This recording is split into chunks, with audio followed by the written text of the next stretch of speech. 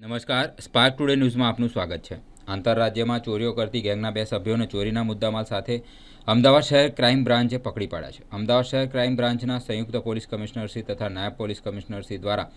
આપવામાં આવેલા સૂચના અને માર્ગદર્શન મુજબ ક્રાઇમ બ્રાન્ચના પોલીસ સબ ઇન્સ્પેક્ટર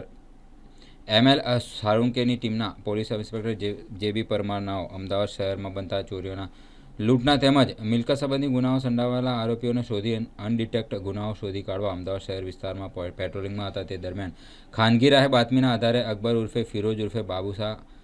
સુલતાન રફીક સૈફી ઉંમર વર્ષ 39 રહે 180 Indraprastha કરવની શાહજહાનપુર ટીલામોડ thana Ghaziabad UP, Ramesh Kalu બૈશાખીરામ Ramchandra Rajput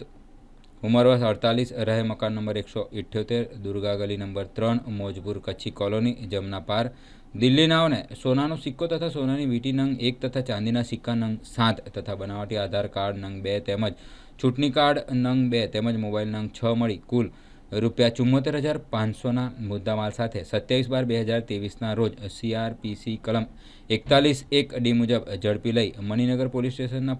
port A ગુના રજિસ્ટર નંબર 2023 ઇપિકો કલમ 454-380 મુજબનો ઘરફોડ ચોરીનો અનડિટેક્ટ કેસ શોધી કાઢવામાં આવ્યો હતો।